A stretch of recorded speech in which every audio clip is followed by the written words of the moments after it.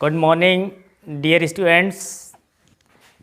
Faizan Sadat inter college Deoria Bareilly की online classes में आपका स्वागत है।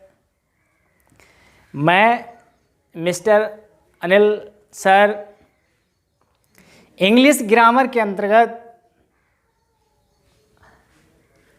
जो टेंस है जिसका टॉपिक है प्रेजेंट परफेक्ट टेंस, मैं इसके अंतर्गत आपको बताऊंगा कि इसके जो हिंदी वाक्य होते हैं किस प्रकार हम उनकी इंग्लिश ट्रांसलेट करते हैं, इंग्लिश में किस प्रकार ट्रांसलेट करते हैं।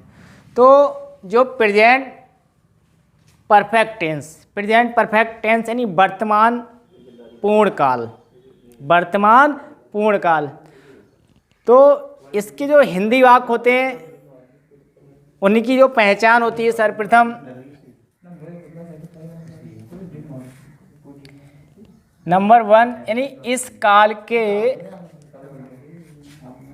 हिंदी वाक्यों के अंत में, हिंदी वाक्यों के अंत में चुका है, चुकी है, चुके हैं, चुका हूँ, लिया है, दिया है, किया है आदि शब्द आते हैं, तो ये फर्स्ट पहचान होगी। सेकंड पहचान क्या है कि यानी वर्तमान काल में ही जो है कार्य का समाप्त होना पाया था, और कार्य को समाप्त होने हुए ज़्यादा समय नहीं होता है, अर्थात हाल में ही कार्य समाप्त होता है। तो हम लिखेंगे यानी कार्य का हाल ही में समाप्त होना पाया जाता है। तो ये प्रेजेंट परफेक्ट टेंस की दो पहचान होगी हमारी कि इस काल के हिंदी वाक्यों के अंत में चुका है, चुकी है, चुके हैं, चुका हूँ, लिया है, दिया है, किया है आदि शब्द आते हैं। फर्स्ट पहचान। सेकंड पहचान यानी कार्य का हाल में ही समाप्त होना पाया जाता है, यानी ज़्यादा समय नहीं होता है कार्य को समाप्त हुए, यानी हाल में ही, यानी कुछ ही समय, यानी कुछ पल का समय होता है जो कार्य को समाप्त हुए। तो ये इसकी पहचान थी। अब जो प्रेजेंट परफेक्ट टेंस होता है वो हमारा 4 भागों में डिवाइड होता है, 4 भागों में बटा हुआ होता है। तो इसका सर्वप्रथम आता है अफर्मेटिव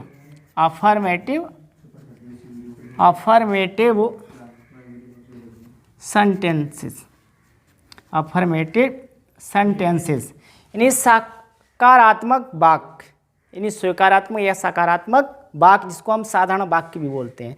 तो अब अफर्मेटिव जो सेंटेंसेस होंगे इसके, तो उनकी हिंदी जो वाक्य हों उनके क्या रूल होंगे, हम इंग्लिश में किस प्रकार हम ट्रांसलेट करेंगे। तो फर्स्ट रूल है हमारा ही, सी, इट, नेम आदि सिंगुलर सब्जेक्टों के साथ हेल्पिंग वर्ब हैज का प्रयोग करते हैं। तो फर्स्ट पॉइंट हो गया हमारा, ठीक। सेकंड रूल क्या होगा, आई, वी, यू, दे आदि प्लूरल सब्जेक्टों के साथ हेल्पिंग वर्ब हैव का प्रयोग करते हैं। तो ये फर्स्ट रूल, सेकंड रूल, और थर्ड रूल में क्या होगा, यानी मेन वर्ब की मेन वर्ब की थर्ड फॉर्म का प्रयोग करते हैं। तो ये 1 2 3 तीन ही रूल हैं, इसके बेस पे हम मैंने जो फर्स्ट सेकंड और थर्ड रूल नोट कराए उसके नेक्स्ट स्ट्रक्चर दे रहा हूँ। इस स्ट्रक्चर के बेस पे आप हिंदी वाक्यों की आसानी से ट्रांसलेट कर लोगे। तो सर्वप्रथम क्या आएगा, सब्जेक्ट हेल्पिंग वर्ब हैज़ या हैव।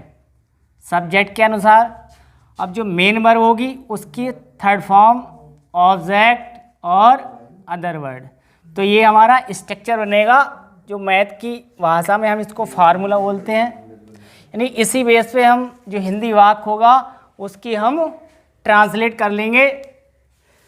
सब्जेक्ट के अनुसार जो हेल्पिंग वर्ब हैज़ या हैव है, इनमें से किसी एक का यूज करेंगे।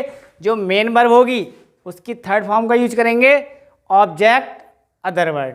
तो फॉर एग्जाम्पल, उदाहरण के लिए, मैंने अपना पाठ याद कर लिया है। अब प्रिय बच्चों देखना, ये हिंदी वाक्य है हमारा, मैंने अपना पाठ याद कर लिया है। तो अंत में देखो ये हिंदी वाक्य अंत में आया लिया है। तो इससे हमें पहचान मिली कि ये जो वाक्य है हमारा वो प्रेजेंट परफेक्ट टेंस का। जब प्रेजेंट परफेक्ट का है तो किस बेस पे हमें बनाना है, तो प्रेजेंट परफेक्ट का जो फर्स्ट रूल था, यदि ही सी इट, यानी ही सी इट नेम या और भी अगर सिंगुलर सब्जेक्ट होंगे तो उनके साथ हमें जो हेल्पिंग वर्ब होगी वो हमें लगाना है हैज। ठीक। और अगर आई बी यू दे आदि जैसे और भी सब्जेक्ट आ जाते हैं, जैसे बॉयज़ है, गर्ल्स है, तो इनके साथ हमें हेल्पिंग वर्ब क्या लगाने हैं, हैव का यूज़ करेंगे। और मेन वर्ब थर्ड इनके साथ भी यूज करेंगे और इनके साथ भी यूज करेंगे। तो मेन वर्ब थर्ड सब में ही हम प्रयोग करेंगे, चाहे अफर्मेटिव हो, चाहे नेगेटिव हो, चाहे इंट्रोगेटिव हो, चाहे इंटरोगेटिव नेगेटिव हो। तो आइए इस प्रकार की हम इस हिंदी वाक्य की ट्रांसलेट करते हैं।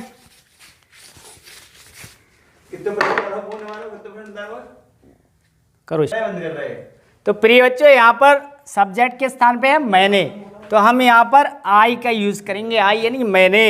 अब आई के साथ मैं आपको अभी बता चुका हूँ हैव का यूज़ करेंगे। हेल्पिंग वर्ब जो आएगी वो हैव आएगी। अब याद कर लिया है तो लर्न मीन होता है याद करना। अब इसकी थर्ड फॉर्म हमें यूज़ करना है तो हो जाएगी लर्नड। लर्नड। अब यहाँ पर है अपना पार्ट, ये ऑब्जेक्ट के स्थान पे जा रहा है, तो यहाँ आई के साथ अपना की जो स्पेलिंग लगाएंगे हम माई। अब लेसन।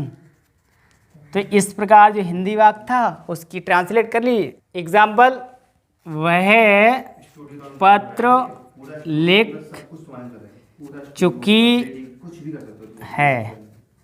तो प्रिय बच्चों ये हिंदी वाक्य है, वह पत्र लिख चुकी है। तो यहाँ फेमिनिन जेंडर का सेंस निकल रहा है, अर्थात लड़की। तो हम यहाँ सी का यूज़ करेंगे सब्जेक्ट के स्थान पे। अब सी है तो भैया सी के साथ में हैज़ का यूज करेंगे। और मेन वर्ब क्या है, लिखना, तो राइट फर्स्ट फॉर्म होती है, तो थर्ड फॉर्म रिटिन हो जाएगी। थर्ड फॉर्म रिटिन हो जाएगी। अब ऑब्जेक्ट के स्थान पे क्या आ जाता है, पत्र, तो लिखेंगे हम ए लेटर। तो इस प्रकार से जो सेकंड एग्जाम्पल था मैंने आपको बता दिया कि वह पत्र लिख चुकी है, तो she has written a letter. Example लेते हैं, वे नदी में स्नान कर चुके हैं। तो ये हिंदी वाक्य था, वाक्यांत में आया चुके हैं, तो प्रेजेंट परफेक्ट है। ट्रांसलेट कैसे करेंगे, बे के लिए दे का यूज करेंगे, कॉमन जेंडर है, थर्ड पर्सन प्रोनाउन है। अब इसके लिए हम दे के साथ हेल्पिंग वर्ब हैव का यूज करते हैं, थर्ड फॉर्म बात स्नान करना, तो थर्ड फॉर्म हो जाएगी बाथ, यानी डी हम जोड़ देंगे। अब ऑब्जेक्ट तो है नहीं, अदर वर्ड में आ गया in the river, in the river. तो इस प्रकार से जो अफर्मेटिव सेंटेंसेस हैं उनकी ट्रांसलेट करेंगे प्रिय बच्चों। मैंने आपको बता दिया ही सी इट किसी का नेम है, या और भी सिंगुलर सब्जेक्ट हैं, जैसे द मैन है, द बॉय है, द गर्ल है, द डॉग है, द एलिफेंट है, द सन है, द मून है। इस प्रकार के अगर सब्जेक्ट आ जाते हैं तो भी हम उनके साथ हैज़ का यूज करेंगे, मेन वर्ब थर्ड। अगर प्लूरल सब्जेक्ट आते हैं, आई है, बी है, यू है, दे है, बॉयज़ है, गर्ल्स है, स्टूडेंट्स है, तो हम इनके साथ हेल्पिंग वर्ब हैव लगाएंगे और मेन वर्ब की थर्ड फॉर्म का यूज़ करेंगे। तो प्रिय बच्चों, जो मैंने स्ट्रक्चर दिया उसके बेस पे आप हिंदी वाक्यों की आसानी से जो है उनको इंग्लिश में ट्रांसलेट कर देंगे। तो नेक्स्ट मैं आपको बताऊंगा। तो प्रिय बच्चों, अब नेक्स्ट क्या आता है इसका, नेगेटिव सेंटेंसेस। यानी नेगेटिव अगर सेंटेंसेस हैं हिंदी वाक्य तो हम उनकी ट्रांसलेट कैसे करेंगे। पूर्व में भी आपको बता चुका हूँ कि नेगेटिव सेंटेंसेस क्या होते हैं, जिसमें किसी बात को मना कर दिया जाता है, नकार दिया जाता है, अर्थात जिसमें नहीं शब्द का प्रयोग किया जाता है, तो वो नेगेटिव सेंटेंसेस हमारे कहलाते हैं। और नेगेटिव में हमें क्या करना है, केवल नॉट का यूज़ करना है। अगर कभी नहीं आएगा तो नेवर का, और नॉट नहीं शब्द आया तो हमें नॉट का यूज करना है। तो स्ट्रक्चर मैं आपको यहाँ पर राइट करके बता रहा हूँ। स्ट्रक्चर लिखेंगे हम, सब्जेक्ट हैज़ या हैव सब्जेक्ट के अनुसार, उसके बाद में नॉट शब्द का यूज करेंगे, मेन वर्ब थर्ड हो जाएगी, ऑब्जेक्ट अदर वर्ड। ये हमारा स्ट्रक्चर बन गया। इसके बेस पे ही हम जो हिंदी वाक्य होंगे उनकी ट्रांसलेट आसानी से कर लेंगे। तो आइए एग्जाम्पल लेते हैं। राम ने पत्र नहीं पढ़ा है। तो ये हिंदी वाक्य हो गया। अब इसको कैसे पता चला ये नेगेटिव है या अफर्मेटिव है, क्योंकि इसमें नहीं शब्द दे रखा है। तो ये नेगेटिव है, तो नेगेटिव में बनाने के लिए हमें नॉट का यूज करना पड़ेगा। सब्जेक्ट के स्थान पे राम हो गया। अब राम सिंगुलर सब्जेक्ट है, प्रॉपर नाउन है, तो हम हैज़ लगाएंगे इसके साथ एक वचन में। अब नहीं शब्द के लिए नॉट का यूज करेंगे। अब मेन वर्ब क्या है, पढ़ना, तो रीड की फर्स्ट सेकंड और थर्ड फॉर्म सेम रहती है, तो रीड ही आएगा। ऑब्जेक्ट में जा रहा है ए लेटर यानी कि पत्र। तो इस प्रकार से हिंदी वाक्य था, कंप्लीट हुआ। Ram has not read a letter, Ram ने पत्र नहीं पढ़ा है। बड़ई ने सुंदर मेज नहीं, बड़ई ने सुंदर मेज नहीं बनाई है। तो ये हिंदी वाक्य हुआ। तो प्रिय बच्चों, बड़ई के लिए हम इंग्लिश में कहते हैं द कारपेंटर। तो हमें ये सिंगुलर नाउन में आ रहा है, तो द कारपेंटर बड़ाई हो गया। अब सिंगुलर सब्जेक्ट है भैया, हैज़ का यूज करेंगे, और नेगेटिव है तो नॉट का भी यूज करना है हमें। अब देखना है मेन वर्ब क्या है, बनाना। तो मेक की सेकंड फॉर्म मेड होती है और थर्ड भी मेड होती है, तो हमें यहाँ करना है मेड। अब ऑब्जेक्ट में आ रहा है सुंदर मेज, तो ए गुड टेबल, सुंदर मेज। तो इस प्रकार से the carpenter has not made a good table. तो ये जो हिंदी वाक्य था उसकी ट्रांसलेट कंप्लीट हो गई।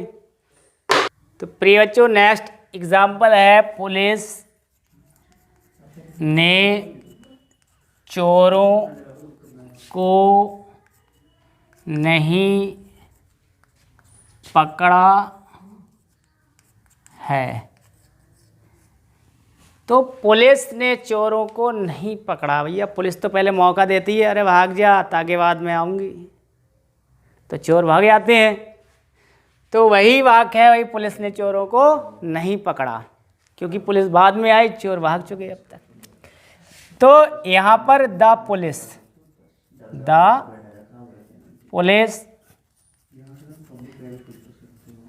अब पुलिस ये जो है हमारा कॉमन नाउन है और प्लूरल सब्जेक्ट में होगा। अगर एक सिपाही आ गया ना तो भी कहते हैं पुलिस आएगी रे भाग चलो। अगर 2 सिपाही आ गए तो भी कह रहे हैं बच्चे पुलिस आ गई, इस गली में है कि लाला जी के घर पे बैठी हुई है, पकड़ने आई है किसी पे। 2 हैं फिर भी कह रहे हैं, और भैया गाड़ी भर के आ गए फिर भी कह रहे हैं पुलिस आ गई। तो 1 हो चाहे 2 हो चाहे मोर देन 1, एक से अधिक हो चाहे बहुत, तो उनके लिए हम पुलिस ही बोलते हैं। तो इसलिए यहाँ पर यूज़ करेंगे हम हैव का, हेल्पिंग वर्ब हैव का यूज करेंगे। अब नेगेटिव है तो नॉट, और वर्ब फर्स्ट होती है कैच, पकड़ना। बहुत ऐसे स्टूडेंट हैं जो क्रिकेट खेलते हैं खूब, उन्हें कैच क्यों छोड़ दिया तेरे तूने। अब उनसे पूछो कैच माने क्या होता है, तो वही हो सकता है कुछ ऐसे हो उसमें टीम में जिनको कैच का अर्थ नहीं पता होता। तो कैच भी नहीं होता पकड़ना, तो इसकी सेकंड और थर्ड होती है कॉच। कॉच ऑब्जेक्ट में द थीव्स। तो इस प्रकार से ये जो हिंदी वाक्य था इसकी ट्रांसलेट कंप्लीट हो गई। The police have not caught the thieves, यानी पुलिस ने चोरों को नहीं पकड़ा है। तो प्रिय बच्चों, इस प्रकार आप जो नेगेटिव सेंटेंसेस होंगे उनको आसानी से इंग्लिश में ट्रांसलेट कर सकते हो। Subject helping verb has have subject के अनुसार, नॉट शब्द ऑब्जेक्ट अदर वर्ड। तो इसी बेस पे आप एक्सरसाइज आपकी बुक में वो दे रखी, आप ट्रांसलेट कर लेना। और यदि आपको अगर समझ में नहीं आता है कोई भी सेंटेंस तो आप प्लीज़ कमेंट करें मेरे लिए, मैं आपको बताऊंगा किस प्रकार से ट्रांसलेट होगा। तो प्रिय बच्चों, मेरा जो लेक्चर आपको अच्छा लगे तो लाइक करें, शेयर करें और मेरे चैनल को सब्सक्राइब करें। Watching for thanks.